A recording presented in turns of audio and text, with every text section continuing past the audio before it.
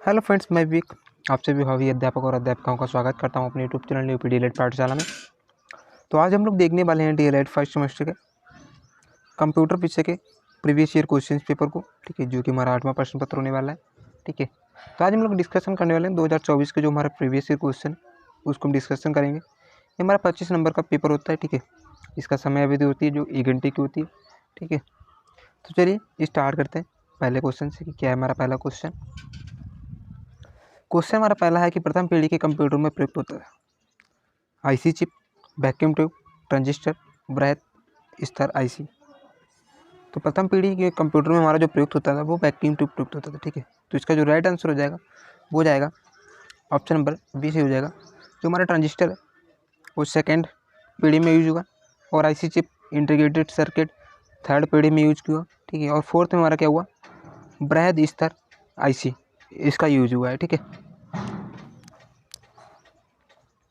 अगला क्वेश्चन हमारा क्वेश्चन है कि स्थायी मेमोरी कौन सी है। तो इसका जो राइट आंसर हो जाएगा वो जाएगा ऑप्शन नंबर बी सी हो जाएगा रोम। ठीक है, रोम हमारी क्या है, स्थायी मेमोरी है।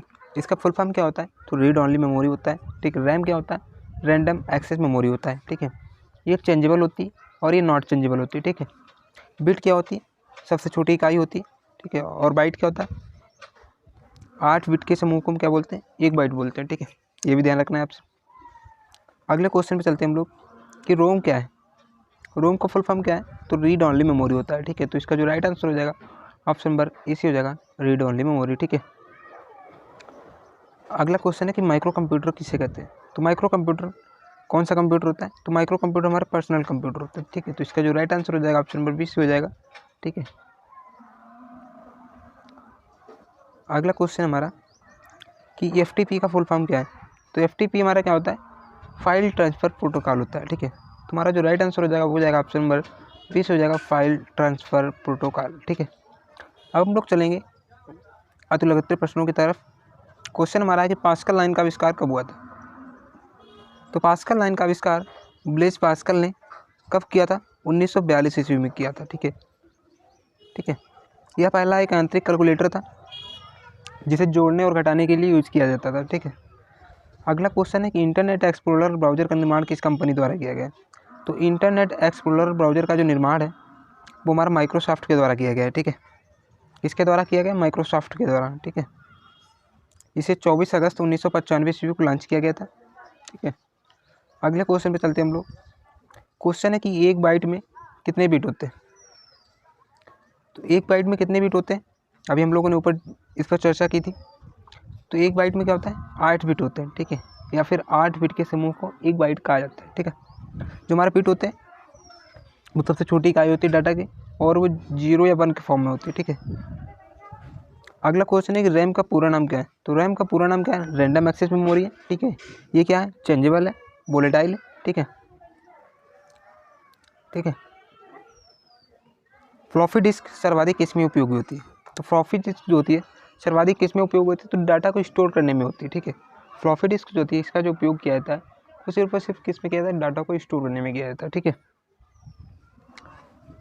अगले क्वेश्चन पे चलते हैं। हालांकि आज के समय में फ्लॉपी डिस्क की जगह क्या क्या है, यूएसबी ड्राइव है, हार्ड डिस्क ड्राइव, एसएसडी। ठीक है, ये सब है, तो उतना फ्लॉपी डिस्क का उपयोग नहीं हो पा रहा है आज किस समय में। अगला क्वेश्चन है कि PCMCIA का पूरा नाम क्या है। तो पीसी पर्सनल कंप्यूटर, ठीक है, मेमोरी कार्ड इंटरनेशनल एसोसिएशन है। PCMCIA का फुल फॉर्म क्या है, personal computer memory card international association हो गया। ठीक है, अगले क्वेश्चन में हम लोग चलते हैं। क्वेश्चन नंबर 12 हमारा लघुत्तरीय प्रश्न है कि कंप्यूटर के अनुप्रयोग एवं उपयोगिता पर प्रकाश डालिए। तो देखते हैं क्या है क्वेश्चन, इसका आंसर। कंप्यूटर आधुनिक युग में जीवन का अभिन्न अंग है। ये तो सही बात है। ठीक है, कंप्यूटर हमारा आधुनिक युग में जीवन का अभिन्न अंग बन गया है। इसका उपयोग लगभग सभी क्षेत्रों में होता है। ठीक है, देखा जाए तो व्यावसायिक क्षेत्र में भी होता है, शिक्षा के क्षेत्र में भी होता है, चिकित्सा के क्षेत्र में भी होता है। ठीक है, तो जिससे कार्यों को क्या है, तेज सटीकता और कुशलता से किया जाता है। इसमें क्या है, कार्यों में क्या होती है, एक स्पीड मिलती है हमें। मान लीजिए आपको कोई कैलकुलेशन दे देगा तो आप उसमें कुछ सेकंड टाइम लगाएंगे, लेकिन आपको सिस्टम क्या है, कंप्यूटर क्या है, सेकंडों में आपको कितनी भी जटिल से जटिल कैलकुलेशन तुरंत आपको सॉल्व करके दे देगा। ठीक है, तो इससे क्या है, आज के समय में या जिससे कार्यों को तेज, सटीक और कुशलता से किया जा सकता है। ठीक है। कंप्यूटर के अनुप्रयोग, तो कंप्यूटर के अनुप्रयोग निम्न बताएं। आइए देखते हैं कौन कौन से। तो पहला अनुप्रयोग इन्होंने दिया है कि शिक्षा क्षेत्र में कंप्यूटर के माध्यम से ऑनलाइन कक्षाएं, ठीक है, पाठ्यक्रम और डिजिटल लाइब्रेरी तक पहुंच संभव है। कंप्यूटर के माध्यम से क्या है, ऑनलाइन कक्षाएं होती हैं, ठीक है, पाठ्यक्रम और डिजिटल लाइब्रेरी तक संभव है। आपको बहुत सारे एप्लीकेशंस मिल जाते हैं, ठीक है, वहाँ पे बहुत सारे आपको पुस्तकें मिल जाती हैं, ठीक है। तो सब क्या है, डिजिटल लाइब्रेरी। व्यवसायिक क्षेत्र में अकाउंटिंग सॉफ्टवेयर से वित्तीय प्रबंधन आसान हो गया है, ठीक है। व्यवसायिक क्षेत्र में हमने बताया था आपको। स्वास्थ्य के क्षेत्र में भी इसका प्रयोग किया जाता है, ठीक है, और इससे बहुत ही हेल्पफुल। अगला हमारा विज्ञान और अनुसंधान के क्षेत्र में, ठीक है, नई खोजों और परीक्षणों के लिए डेटा सिमुलेशन और विश्लेषण के लिए इसका उपयोग किया जाता है, ठीक है। अब कुछ इसकी उपयोगिता पर देख लेते हैं। क्या है, कार्य कुशलता बढ़ाता है, आपको कार्य जो भी है तेज़ी से करके देता है, सटीकता देता है उसमें, ठीक है। समय और लागत की बचत करता है, इसमें समय भी आपको कम लगता है, ठीक है। सूचनाओं को सुरक्षित और व्यवस्थित रखता है, कंप्यूटर क्या है, सूचनाओं को हमारा सुरक्षित और व्यवस्थित रखता है, ठीक है। रचनात्मक और नवाचार को बढ़ावा देता है, ठीक है। अगले क्वेश्चन पे चलेंगे हम लोग कि कंप्यूटर के 3 निवेश युक्त का उल्लेख कीजिए। निवेश युक्त मतलब इनपुट डिवाइसेस के बारे में आपसे पूछ लेते हैं, ठीक है। तो इनपुट डिवाइसेस वे उपकरण होते हैं जिनका उपयोग कंप्यूटर या अन्य इलेक्ट्रॉनिक्स डिवाइस में डेटा या आदेश भेजने के लिए किया जाता है। जैसे कि कीबोर्ड है, इसके माध्यम से आप कंप्यूटर को क्या करते हैं, निर्देश या सूचना देते हैं, ठीक है।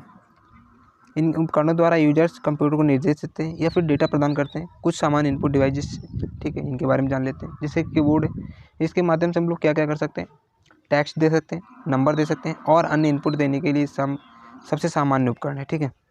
अगला है माउस। माउस क्या है, यह स्क्रीन पर कर्सर को नियंत्रित करता है, ठीक है, और विभिन्न वस्तुओं को चयन करके उपयोग किया जाता है। विभिन्न वस्तुओं को चयन करने के लिए उपयोग किया जाता है इसका, ठीक है। अगला हमारा स्कैनर, यह दस्तावेजों, छवियों और तस्वीरों को डिजिटल रूप में परिवर्तित करता है। स्कैनर हमारा क्या होता है, जो छवियाँ होती हैं, ठीक है, दस्तावेज होते हैं, उनको डिजिटल फॉर्म में कन्वर्ट करता है, ठीक है। अगला क्वेश्चन है कि ईमेल से आप क्या समझते हैं, विस्तारपूर्वक समझाइए। तो ईमेल इलेक्ट्रॉनिक मेल जिसका फुल फॉर्म होता है, ठीक है, यह एक प्रकार का डिजिटल संदेश है जिसे इंटरनेट के माध्यम से भेजा और प्राप्त किया जाता है। यह एक ऐसा संचार माध्यम है जिससे जो संदेश को इलेक्ट्रॉनिक रूप में तेज़ी से और बिना किसी भौतिक पत्र के माध्यम से भेजने की सुविधा प्रदान करता है, ठीक है। ईमेल का व्यक्तिगत उपयोग व्यापारिक और शैक्षिक संचार के लिए किया जाता है, ठीक है। इसमें कुछ हमारे क्या होते हैं, निम्न भाग होते हैं इसके ईमेल भेजने के। उसमें क्या होता है, सब्जेक्ट होता है, सीसी और बीसीसी होता है, कार्बन कॉपी और ब्लाइंड कार्बन कॉपी होता है, ठीक है। बॉडी होती है और अटैचमेंट होती है जिसके माध्यम से आप किसी भी फाइल को अटैच कर सकते हैं, ठीक है। फिर सिग्नेचर है, ठीक है। ये हो गया। अब हम लोग अलग क्वेश्चन पे चलेंगे। क्वेश्चन नंबर हमारा 15 है कि फैक्स का अर्थ बताते हुए इसकी विशेषताओं पर प्रकाश डालिए। तो फैक्स क्या है, फैक्स का अर्थ है फैसिमिली मशीन। यहाँ एक दूरसंचार तकनीकी है जिसका उपयोग दस्तावेजों, चित्रों या फिर अन्य सूचनाओं को एक स्थान से दूसरे स्थान तक भेजने के लिए किया जाता है, ठीक है। फैक्स की एक प्रक्रिया में एक मशीन द्वारा दस्तावेज को स्कैन किया जाता है और उसे इलेक्ट्रॉनिक संकेतों में परिवर्तित कर फोन लाइन के माध्यम से दूसरे स्थान पर भेजा जाता है। वहाँ दूसरी फैक्स मशीन इसे प्राप्त करती है और फिर उस दस्तावेज का मुद्रण करती है, ठीक है। जैसे कि आज के समय में व्हाट्सएप, इसके माध्यम से आप कहीं भी दूर बैठे व्यक्ति को आसानी से फाइल या फिर मैसेज वगैरह भेज सकते हैं। लेकिन 1990 के दशक में क्या था, उस समय व्हाट्सएप वगैरह नहीं था, तो उसमें फैक्स मशीनें हुआ करती थी, ठीक है। तो उनके माध्यम से हम दूर बैठे लोगों तक संचार या फिर सूचनाओं को भेज सकते थे। इसकी विशेषताएं क्या थी, तो फैक्स की विशेषताएं निम्नलिखित है। जैसे कि तत्काल संचार होता था, ठीक है, साधारण कनेक्शन था, दस्तावेज की प्रामाणिकता होती थी और इसका जो उपयोग था वो कैसा था, आसान था और सुरक्षात्मक भी था, ठीक है, सिक्योर भी था। अगला क्वेश्चन है कि परिचालन प्रणाली की संरचना में कौन कौन से अवयव समाहित होते हैं। तो परिचालन प्रणाली की संरचना में निम्नलिखित अवयव हमारे शामिल होते हैं। कौन कौन से, जैसे कि कोर हो गया, ठीक है, यह ऑपरेटिंग सिस्टम,